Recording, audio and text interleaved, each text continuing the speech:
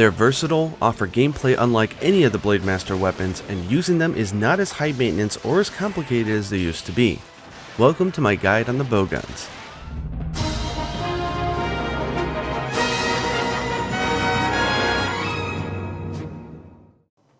Now around this time you've probably completed most of what you wanted to do, and you might be getting a little tired of playing Monster Hunter Generations.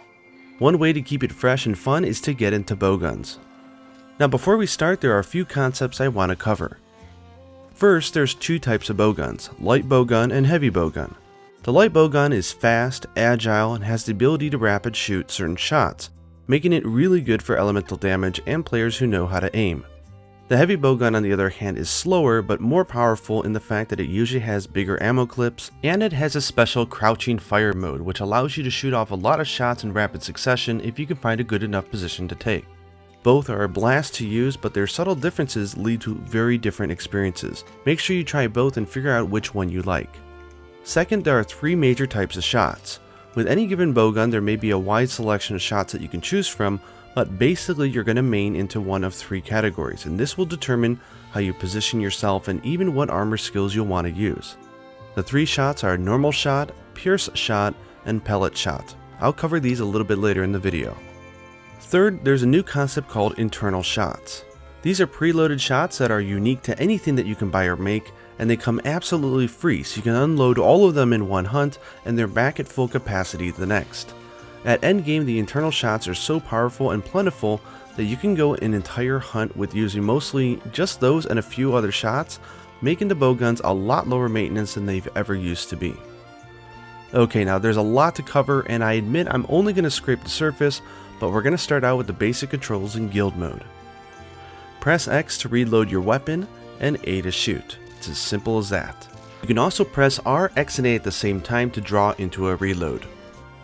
You can hold L and press X or B to cycle through your inventory of shots and choose the one you want to select before you load. You can tap R to go into first person mode, or hold R to go into quick target mode, and then use the D-pad to move around the cursor. You can alter the controls for the bowguns under the game options.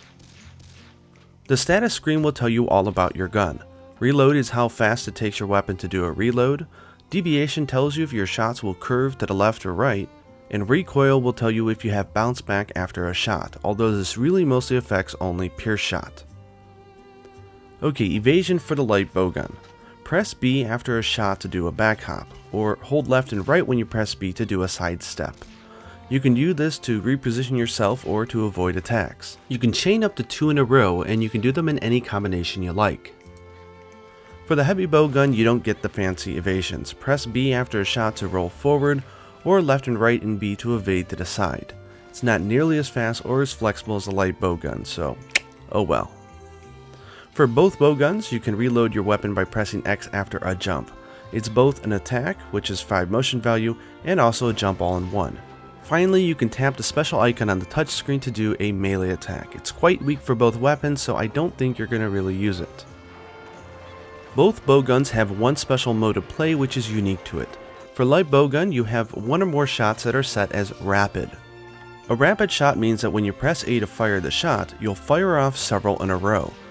To make sure that the game is balanced, they do have damage reduction, so they're about 70% the normal strength, but you do get to shoot 3 to 4 for the price of 1, and if you utilize it correctly, that can lead up to a lot of damage and especially low maintenance on the ammo. For heavy bowgun, one or more of your shots are set as crouching fire shots.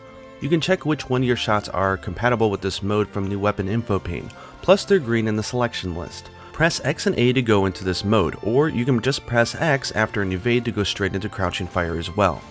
From here you'll have a higher ammo clip and you can shoot off a lot of shots in rapid succession. You can even hold down the A button to do it easier. There's no damage reduction on these shots, so it's a great way to rack up damage if you've got yourself in a good position. Plus in crouching fire mode, you get knockback protection and recoils reduced by 1 rank. And that covers all the basic moves, which is really just evade, reload, and shoot. The light bowgun has its rapid shot, and the heavy bowgun has its crouching fire. At the armory, you can further customize both the bowguns. For light bowgun, you can add a silencer or a long barrel. The silencer makes it so that you're less likely to be targeted by a large monster, so it's good online but not so much offline, but it also reduces recoil by 1 rank. The long barrel will raise your base weapon attack by 5%. Finally, you can choose to attach a scope, which will simply allow you to zoom in and out when you're targeting. For heavy bowgun, you get either a shield or a power barrel. The shield will auto guard if you get hit so long as you're not in the middle of shooting or a reload. It's a godsend for the weapon because it's much slower than the light bowgun, so having that extra protection goes a long way. The power barrel raises your base weapon attack by 5% just like the light bowgun. You can also attach the scope if you like as well. Okay, now that we've covered guild style and all the basic action, let's see what happens when we go into the other styles. Luckily, unlike Blade Master, this is a lot more simplistic than all the other weapons. Striker. For light bowgun, you'll lose the side and back hops and turn for the ability to equip 3 Hunter Arts. For heavy bowgun, you'll give up crouching fire for the honor. Aerial style. Both bowguns gain the aerial vault. For light bowgun, after you do the vault, press X and A to shoot downward. If you have equipped one of the shots that are also compatible with rapid shots, you'll do a series of shots in a row, which is really great. You can also press X to do an aerial reload if you like. For heavy bowgun, you can press X and A to also do a downward shot, and if you have a siege mode shot equipped, you'll fire off several shots. However, unlike the light bowgun, you'll auto reload your weapon with each vault that you do, and if you notice, it'll also throw you quite a distance away from the monster, allowing you to easily just press the X button to go right into crouching fire and start punishing the monster. Adept style. For light bowgun, again you'll lose the side and back hops for the ability to do the adept evade. After the evade, you'll automatically go into a power reload, which will give your shots an additional, I believe, 5% power for a short period of time. You can press X after the power reload to go into a power run, which allows you to really adjust your position quite easily. If you want to, you can just bypass the power reload and press X to go straight into the run. For the heavy bowgun, you really don't lose anything. After the adept evade, you can press X to go straight into the run, or you can let it go and it'll do the power reload. Press X immediately following the reload and you'll go into crouching fire. Now one cool thing is if you can tilt the control pad towards the monster during the adept evade, you'll be facing them when you go into crouching fire. Also, unlike all the other styles, you can evade out of crouching fire, meaning that you can chain adept evades to keep yourself safe, and this mode can be used and abused. Hunter Arts. Now before we go over my thoughts on each style, let's take a look at the Hunter Arts. Light Bowgun. Bullet Geyser. You'll do a huge back evade, allowing you to get out of the way, and you'll also leave a nice little surprise for the monster. At level 3, the blast is 10 fixed damage and 10 fire times 6 blasts. Now granted, you're not going to hit the monster with all the blasts, so this is really just an evasion with the added addition of a little bit of damage. You're not going to use this as an attack. Full House. This is a game changer for the light bowgun.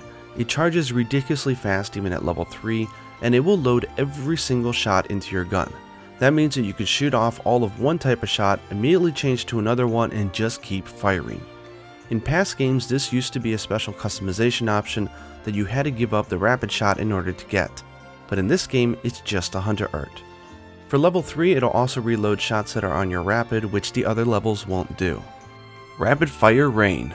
You'll pelt off a bunch of shots all at once. At level 3, you'll shoot 21 shots, although I'm not quite sure of the damage of each one of them. I don't think it's that high. You can evade out to cancel out the attack if you like. Heavy Bowgun. Supernova. You'll do a large explosive shot that at level 3 is worth 3 motion, and 175 fixed damage at the center, and 50 fixed damage at the outer part of the blast. Guns Blazing. At level 3, for 90 seconds you'll move faster, have low recoil on all shots, and you'll also get fast reload as well. This is super powerful for the heavy bowgun, so it takes quite a while to charge up. Gunpowder Infusion. You'll load your weapon up with special powered shots. You'll get 22 shots at level 3, and you can stack these up for up to 99. And now for some final thoughts. The light bowgun is fast and really great for doing elemental damage. The heavy bowgun has the benefit of more strength in each of the styles, as well as crouching fire. It really comes down to which personal taste on which you prefer. I personally like to use the light bowgun. For light bowgun, I have to say that Adept is my favorite, since it's easy not to take damage, which is great because Gunner armor is lower in defense than Blade Master armor. Second place is probably Guild because it gets the fancy side hops. For heavy bowgun, again Adept is my favorite, and the ability to evade out of crouching fire is huge. It pretty much takes away all the handicaps of being stuck in one position. For second place, it has to be aerial style, which is far more useful in my opinion than it is for light bowgun, since you do a lot of shots, it throws you far away into a safe distance, and if you combine it with pellet shot, you get some really funny results. And now a very quick guide on shots. Note that I'm using a light bowgun for this part, but the same rules apply to heavy bowgun as well. Normal shots. Normal shots are great against smaller monsters and those with weak spots that are not hard to aim and hit. Critical distance starts from right up close and extends to a few back hops away. Note that the screen will shake if you're hitting at the optimal distance. Level 1 normal is crap, you'll never use it, it's only worth 6 motion value. Level 2 normal is going to be your main shot. It's worth 12 motion value for each shot, and its critical distance extends a little bit farther than level 1. Level 3 normal is a little less powerful at 10 motion per shot, but it has the ability to do additional hits through shrapnel. So if you're fighting a larger monster and you hit it in between one of its body parts, it can ricochet off and do more hits. Okay, and here is a quick chart showing the critical distance, as they call it, for normal shot. Notice that if you're up close to a few hops away, you'll be doing 150% damage.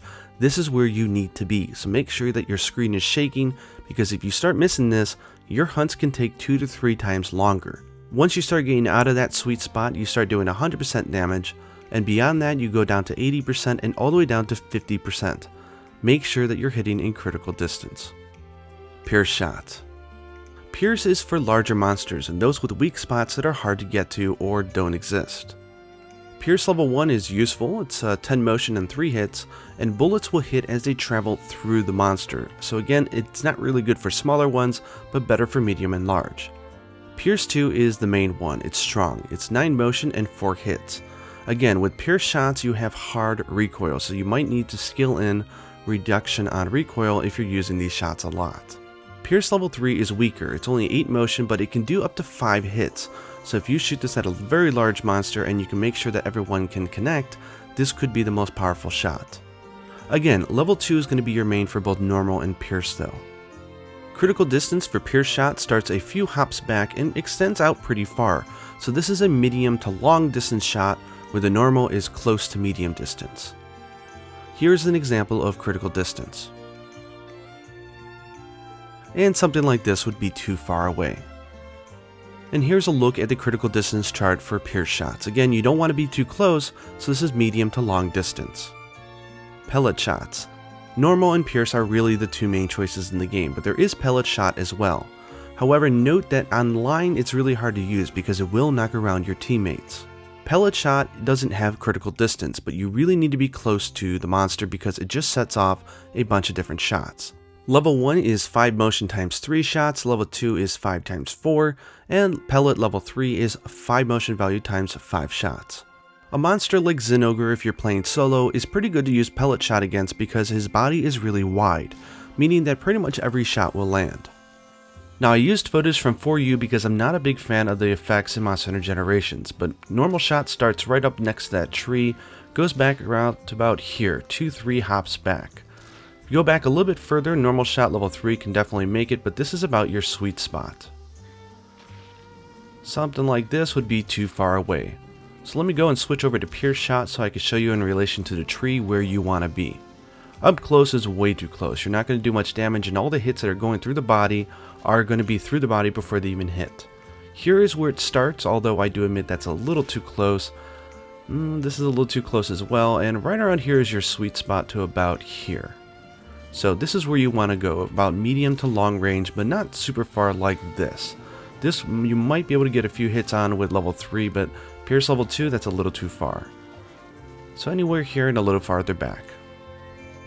Elemental shots. Elemental shots, you're really going to be ignoring the physical damage, which is only 7 motion, but it does 45 for elements. Now, this does scale to your base attack, so the stronger the base attack is for your weapon, the more elemental damage you're going to do. The really cool thing about the elemental shots is that there's no critical distance, so there is a certain amount of distance that if you're too far away, they'll disappear, but as long as you hit the monster, they're always going to be doing the same amount of damage. Now there are a whole bunch of other shots, and I do plan on eventually doing a full sort of bowgun shot guide where I can go through all the different ones, but in the meantime I'm sure Reddit or some other online resources have a lot of guides that people already worked on to make. As long as you know though the normal and the pierce, then I think you're good to start with bowgunning. And that's it! So there's a lot more to cover when it comes to bowguns, but I think this really covers the basics. It really is a fun style and totally changes how the game feels, so if you're looking for a good excuse to pick Monster Hunter Generations back up, or you're just getting into it and you're interested, I think the gunner weapons are fabulous. One bad drawback is that you do need to make new armor sets, but hey, that's just another reason to get back into the game, right? Anyways, I hope you guys enjoyed this guide. I'm sorry it took so long to make, and hopefully I'll find some time to make an ammo guide. And until next time, happy hunting.